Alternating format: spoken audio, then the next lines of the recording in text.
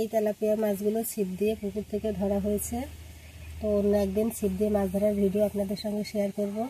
তো এই মাছগুলো দিয়ে আজকে আমি একটি রেসিপি শেয়ার করব। এখন আমি মাছ কুটে নেব।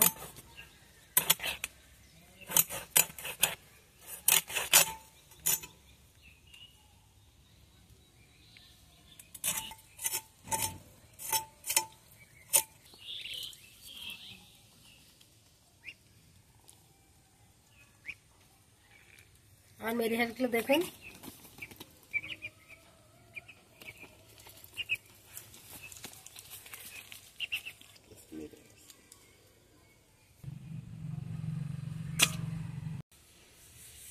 মাছগুলো আমি কুটে ধুয়ে পরিষ্কার করে নিয়েছি। এখন ফুলকপিটা আমি কুটে নেব।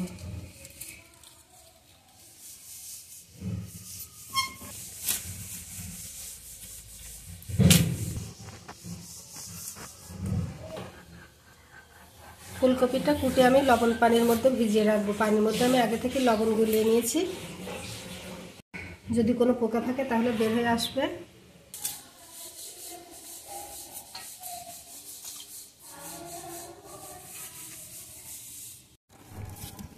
মাছের মধ্যে লবণ হলুদ মাখিয়ে নেব।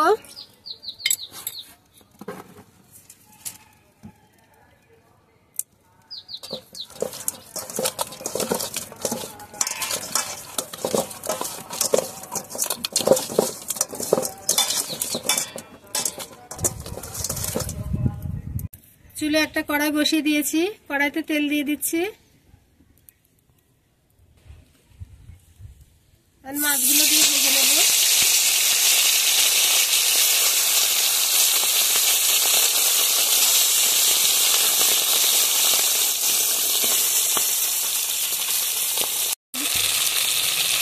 মাছগুলো উল্টিয়ে দেব।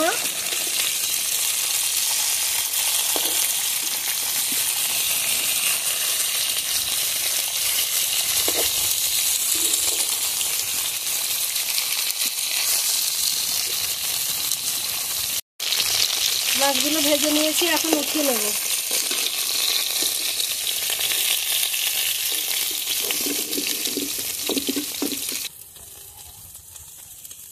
কড়াইতে আবারও তেল দিয়ে দেব।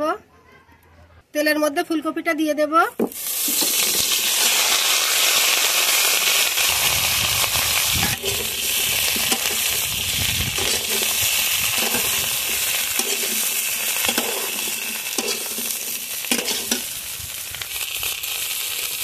লবণ দেব, হলুদ দিয়ে দেব। এখন এটা লাল লাল করে ভেজে নেব।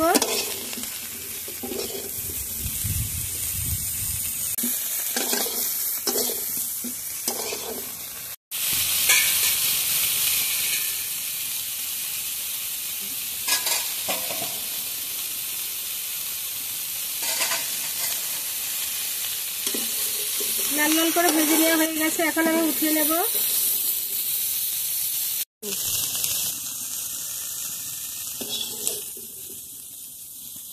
কড়াইতে আবারও তেল দিয়ে দেব।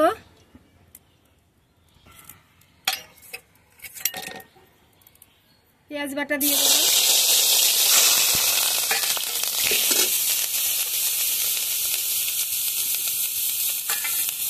আদা রসুন বাটাটা দিয়ে দেব। আর ডালচিনি এলাচও একসঙ্গে আমি সবই দিয়ে দিচ্ছি।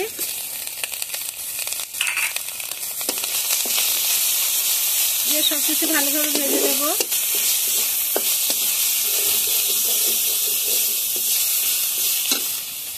একটা তেজপাতা দিয়ে দিচ্ছি।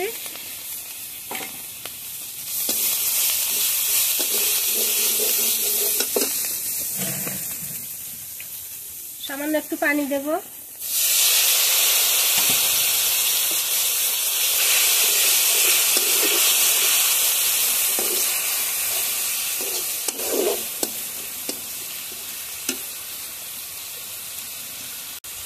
এখন গুঁড়ো মশলাগুলো আমি অ্যাড করে দেব।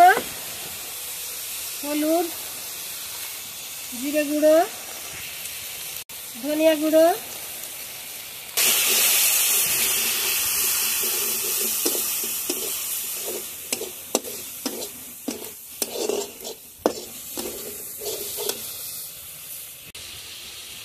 শুকনো মরিচের গুঁড়া,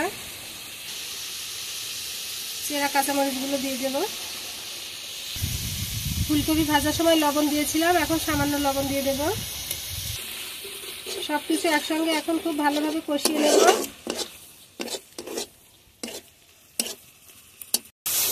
মশলাটা ভালোভাবে কষিয়ে নিয়েছি। এখানে দুটো টমেটো কেটে নিয়েছি, এখন টমেটোগুলো ঢেলে দেব।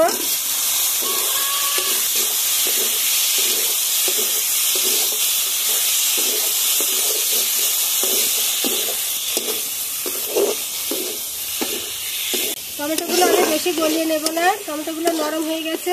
এখন আমি ফুলকপিটা ঢেলে দেব। ভেজে রাখা ফুলকপিগুলো ঢেলে দিচ্ছি। এখন ফুলকপি আর টমেটো একসঙ্গে ভালোভাবে কষিয়ে নেব।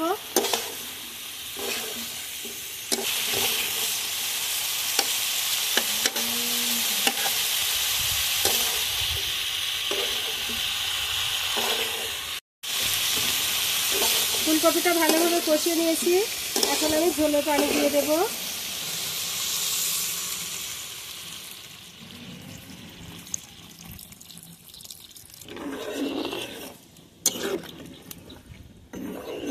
আমি পানির পরিমাণটা একটু বেশি দিয়েছি, ফুলকপিটা ভালোভাবে সিদ্ধ হবে। আর তাছাড়া আমি ফুলকপিতে ঝোল রাখবো।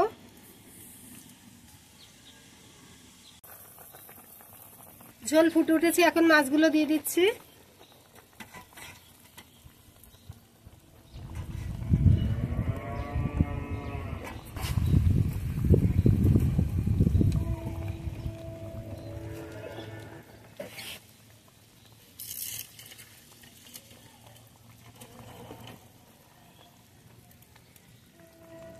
রান্নাটা প্রায় শেষের দিকে, এখন কিছুটা ধনেপাতা উপর থেকে দিয়ে দেব।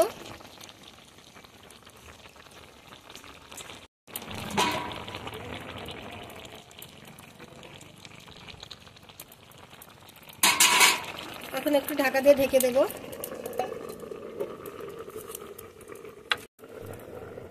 এখন ঢাকাটা খুলে নেব।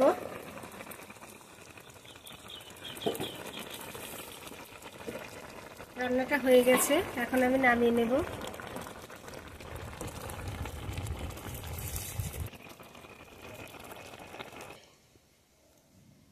ভিডিওটি ভালো লাগলে একটি লাইক দিবেন, কমেন্টে জানাবেন কেমন হয়েছে, আর চ্যানেলটি সাবস্ক্রাইব করে আমাদের পাশেই থাকবেন।